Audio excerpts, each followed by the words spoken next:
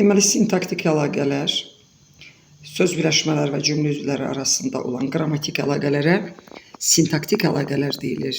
Sintaktik əlaqələri yaradan vasitələr birbaşa qrammatik şəkilçilərdir.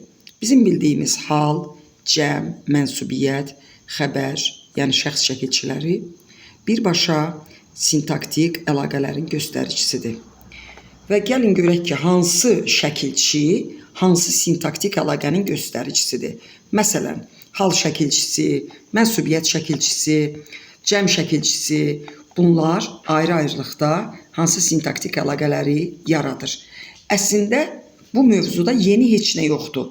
Bizə məlum olan feillər, isimlər, feili birləşmələr, ismi birləşmələr, cümlə üzvləri, mübtada, xəbər, hal şəkilçili sözlər, sifət, say, zərf, yəni bütün nitq hissələri, əsas nitq hissələri, cümlə üzvləri, onların sualları, onların qrammatik şəkilçiləri birlikdə qrammatik əlaqələri yaradır ki, biz bu əlaqələrə bugün sintaktik əlaqələr deyəcəyik. Sintaktik əlaqənin iki növü var. Birinci tabesli əlaqəsidir ki, onun növü yoxdur. Tabesli əlaqəsi ancaq həmcis üzvlər arasında olur. Biz bilirik ki, cümlənin bütün üzvləri həmcis ola bilər.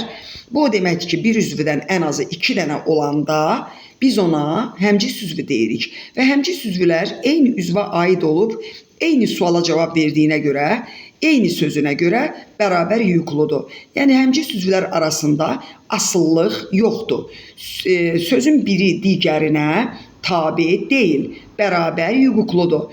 Məsələn, Gəncə, Bakı, Şamaxı qədim şəhərlərdir. Gəncə, Bakı, Şamaxı bir-birindən asılı deyil.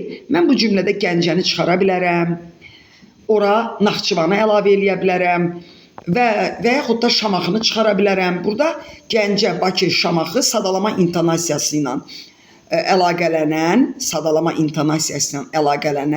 bu üzvlər bərabər yüklüdür və həmcis üzvüdür ki, bunların arasında yalnız tabesli əlaqəsi olur. Və buradan belə bir fikir çıxa bilər ki, bərabər yüklü, ümumiyyətlə tabesli əlaqəsi olan yerdə hansı intonasiyadan istifadə olunur? Mütləq sadalama intonasiyası ki, o yalnız həmcis üzvlərdə olur. Keçək tabelli əlaqəsinə. Tabelli əlaqəsinin özünün 3 növü var.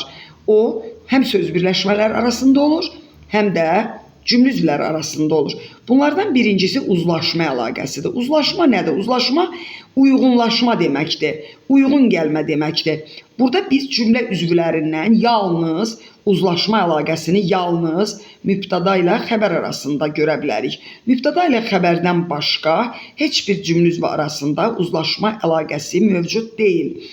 Yəni, adlıq halda olan söz xəbərə uyğun gəlir. Mübtada nədir? Mübtada xəbərdən çıxan, adlıq halın sualına cavab verən sözdür və yaxud da söz birləşməsidir. Gəldi ki, müəllim, müəllim gəldi, müəllim gəldiyə uyğunlaşdı. Soyuqdur, nə? Hava. Soyuqdur, havaya uyğunlaşdı. Deməli, hava ilə soyuqdur arasında uzlaşma var. Çünki hava mübtədadır, soyuqdur, xəbərdir. Məsələn, burada kim? Uşaq ağladı. Nə etdi ağladı? Kim? Uşaq. Biz burada uşağa kim sualı verməklə yanaşı həmən kim sualını xəbərdən çıxardırıq. Şərt odur ki, sual xəbərdən çıxa. Şərt o deyil ki, adlıq halda olan söz ismin adlıq halın sualına cavab verə. Diqqət edək, uşaq ağlayanda onu çağırdım. Nə etdim? Çağırdım. Kim çağırdı? Mən çağırdım. Nə zaman çağırdım? Uşaq ağlayanda. Düzdür, hər iki nümunədə uşaq sözü adlıq haldadır. Hər iki nümunədə uşaq sözü adlıq haldadır. Lakin uşaq sözü cümlənin birində uşaq sözü xəbərlə uzlaşır, ona görə də mübtədadır. Birində isə xəbərlə uzlaşmır, ona görə də mübtəda deyil. Deməli, adlıq hal həmişə mübtəda olmaya da bilər. Mübtəda həmişə adlıq halda olur, amma adlıq hal həmişə mübtəda deyil. Bu fikri qeyd edin. Uzlaşma əlaqəsinin göstəriciləri nədir?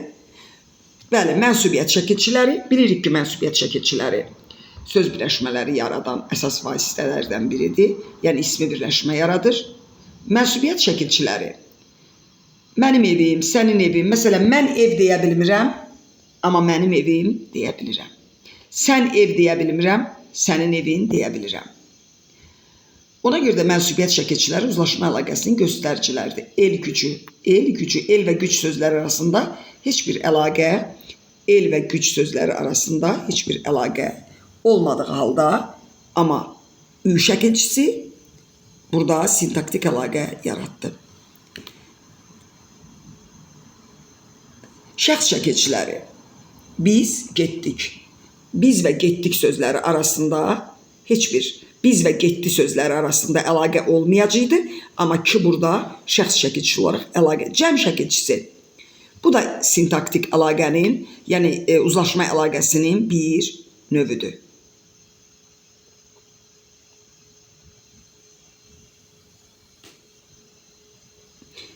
Keçək idarə əlaqəsinə. İdarə əlaqəsi harda olur?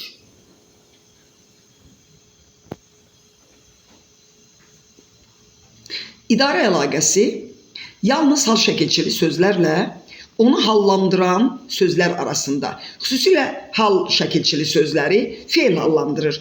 İsmin hallanmağında əsas tərəf kimi daha çox nitqisi olaraq fe'l iştirak eləyir. Mən ev getdim demək olmur, mən evə getdim, mən ev oturdum deyə bilmirəm, mən evdə oturdum, mən ev çıxdım deyə bilmirəm, mən evdən çıxdım.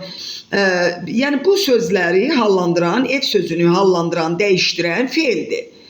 Deməli, idarə edən fe'ldir. Deməli, fe'l ismi nə edir? Hallandırır. Fe'l ismi nə edir? İdarə edir. Onda idarə əlaqəsi onu hallandıran fe'llə deməli, isim arasında olur. Deməli, buradan nəticə çıxır ki, idarə əlaqəsi göstəriciləri nədir? Hal şəkilçiləri. Fikir verək. Bağda, ağacdan meyvəni səbətə yığdı, bağban meyvəni uşağa bağdan yığdı və bu gördüyümüz hallanmış sözlərin hamısı fe'l tərəfindən hallanır, yəni fe'l tərəfindən hallanmaq sözü ilə idarə olunmaq sözü bərabər anlayışlardır, eyni anlayışlardır. Sadəcə biz morfologiyada hallanma deyirik, sintaksisdə idarə əlaqəsi deyir, yəni eyni şeydir. Davam eləyək. Yanaşma əlaqəsi. Yanaşma əlaqəsində artıq hal şəkilçisi olmur, zaman, şəxs, cəm, heç bir qrammatik şəkilçi olmur. Yanaşmanın belə bir qaydası var. Tabi sözün əsas sözə heç bir qrammatik şəkilçi qəbul etmədən birləşməsinə yanaşma deyilir. Yəni, leksik şəkilçi ola bilər. Yanaşma əlaqəsində tabi tərəf ya gərək söz kökü olsun, ya da gərək başlanğıc forma olsun. Yanaşma əlaqəsi təyinlə təyin etdiyi üzv arasında olur. Məsələn, balaca uşaq. Balaca uşağa yanaşıbdır. Məsələn, qırmızı gül, yaşıl yarpaq, qırmızı yaşıl sifətdir, güllə yarpaq isimdir, sifətlə isim yanaşı durur, olur yanaşma əlaqəsi. Əsasən, yanaşma sifətlə isim arasında olur. Bundan başqa yanaşma zərfliklə xəbər arasında da olur. Məsələn, həvəslə səhər xeyli oxudu. Necə, nə vaxt, nə qədər. Deməli, yanaşma əlaqəsində olan sözlər necə, nə cür, hansı, nə vaxt, nə qədər, neçənci suallarına cavab verir. Belə də yadda saxlamaq olar. Qeydə fikir verək, uzlaşma əlaqəsinin davamıdır. La şəkilçisi uzlaşma əlaqəsinin göstəricisidir. Hətta 10-cu 11-ci sinifdə belə bir mövzu var. Qrammatik normanın pozulmağı. Mübtəda ilə xəbər arasında şəxsə və kəmiyyətə görə uzlaşmanı lar şəkilçisi yaradır və bu əlaqə pozulduqda ədəbi dilin qrammatik norması pozulur. Məsələn, uşaqlar gəldi demək olmaz, uşaqlar gəldilər, quşlar uçdular demək olmaz, quşlar uçdu. Çünki uşaqlar canlıdır, quşlar cansızdır. Burada diqqət edək, fe'lin təsriflənən və təsriflənməyən formaları. Hər iki forma özündən qabaqki sözü hallandırır. Amma məktubu oxuyan, kənddə yaşamaq, meşədən qaydanda sözlərini hallandıran fe'llər həmən sözlərlə birlikdə söz birləşməsi yaradır. İdarə əlaqəsi olmağına idarə əlaqəsidir, amma cümlə üzvü deyil.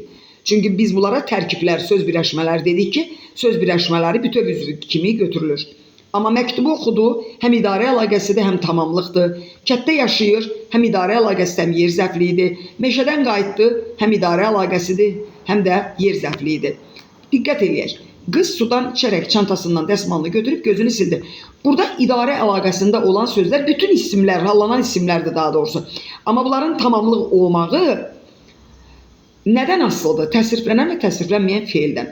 Məsələn, qız sildi, aydındır, bu mübtəda xəbərdir, bu uzlaşmadır.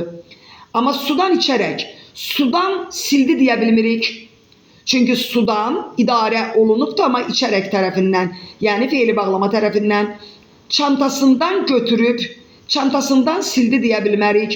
Çantasından idarə olunubdur, amma götürüb tərəfindən. Dəsmalını sildi deyə bilmərik, dəsmalını götürüb.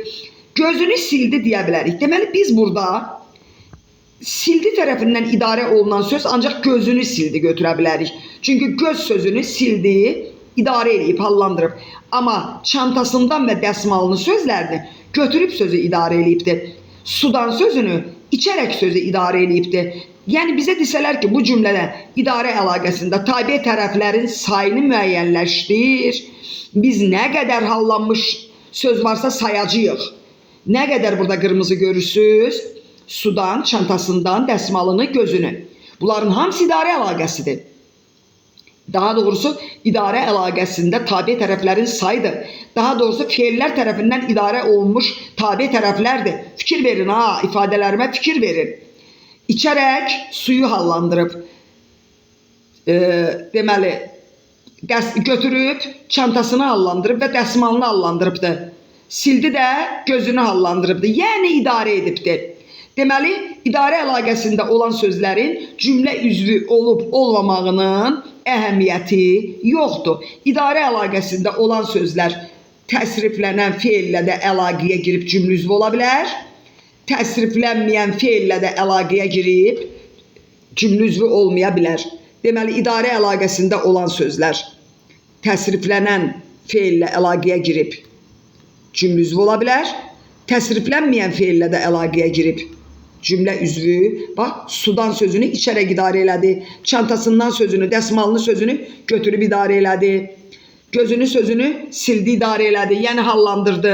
Deməli, cümlədə hallanan sözlərin sayı idarə əlaqəsinin sayına bərabərdir. Amma onların cümlə üzvü olmağı, ya söz birləşmənin tabe tərəfi olmağı burada onun idarə əlaqəsi olub olmamağına təsir etmir. Belə bir misala fikir verək. Adətən biz sol tərəfimizə baxırıq. Vətən müqəddəsdir, uzlaşmadır. Müqəddəsdir hara vətən? Vətəndən müqəddəs artıq hallandı. Müqəddəs vətən artıq yanaşdı. Bir sifət, bir ismin birləşməsi, bir say, bir ismin birləşməsi yanaşmadır. Davam edək. Oxları da izah edeyim. Şair oxudu. Birinci cümlədə sadəcə uzlaşma əlaqəsi var. Fikir verin. Birinci cümlədə sadəcə uzlaşma əlaqəsi var. Fikir verin. Oxududan şairə ox getdi. Oxudu xəbər, şair mübtada. Oxudu kim? Şair. Şair əsasdır, oxudu aslıdır. Düzdür, mübtada ilə xəbər cümlənin qrammatik əsasıdır, cümlənin baş üzvləridir, cümlənin cüt tərkibidir. Cümlə bu iki baş üzvüsüz ola bilməz. Amma bunların öz aralarında da biri əsas, biri aslıdır. Mübtada əsasdır, xəbərdən aslı deyil, xəbər mübtadadan aslıdır. Gənc şair oxudu. Artıq burada yanaşma əlaqəsi də var. Şair sözünə, mübtadasına oxududan da xətt gəlir, gəncdən də xətt gedir. Deməli, mübtada yalnız təyin və xəbərlə sintaktik əlaqəyə girir.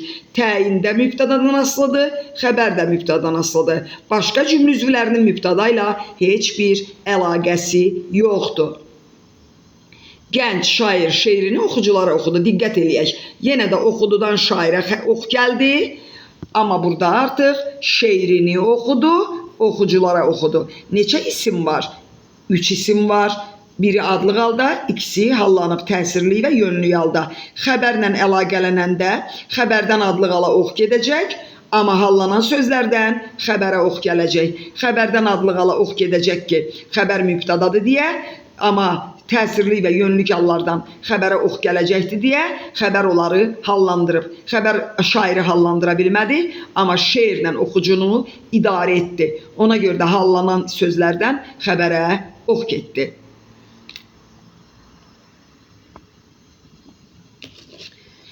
Müəllim öyrətdi. Müəllim öyrətdi.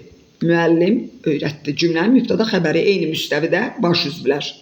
Mübtada yenə deyirəm əsasdır. Xəbər ondan asılıdır. Fikir verin, xəbərə hardan ox gəlir? Tamamlıqdan və zərflikdən. Amma xəbərdən hara ox gedir? Mübtadaya. Müəllim dərsi sinifdə şagirdə öyrətdi. dərsi sinifdə şagirdə öyrətdi. Hər üç söz hallanıbdı. Hər üç söz idarə əlaqəsidir. Amma dərsi və şagirdə sözləri tamamlıqdır. Sinifdə sözü yer zərflidir. Ümumiyyətlə idarə əlaqəsində olan sözlər, xəbərlə idarə əlaqəsində olan sözlər iki cümlə üzvü olur. İnsan və cansız əşya bildirən, kim nə sualına cavab verən sözlər olur.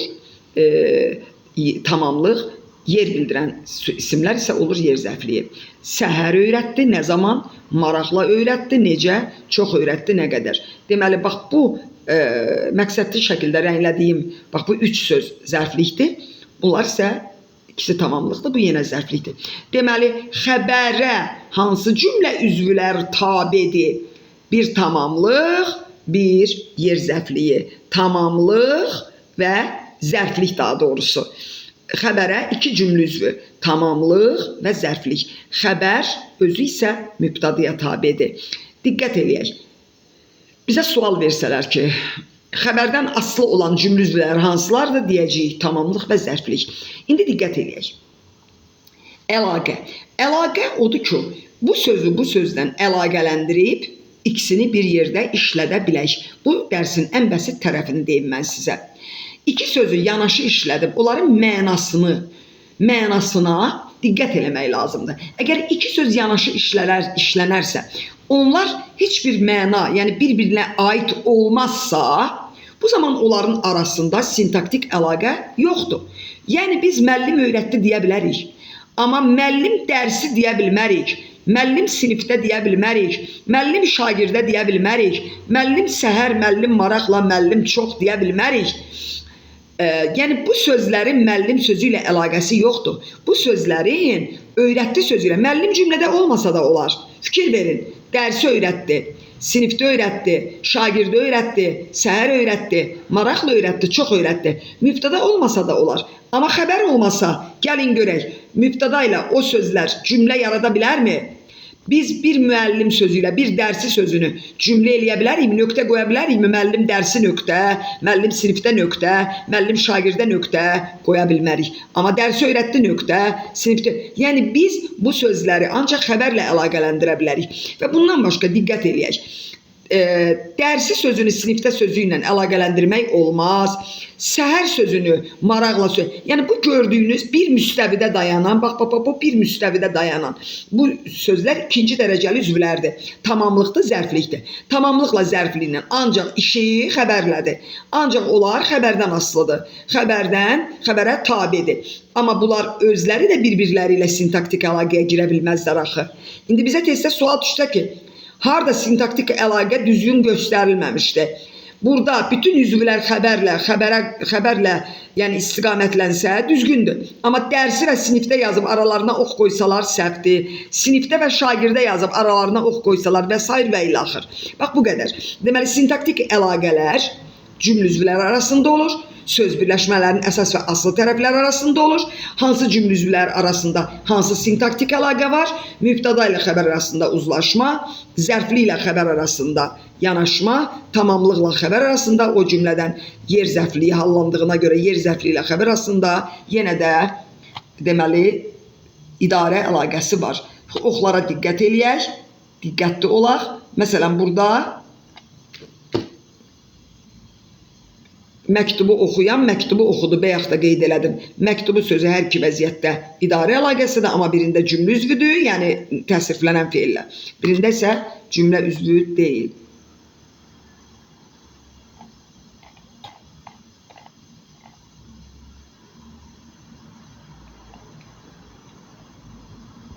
Nasıl?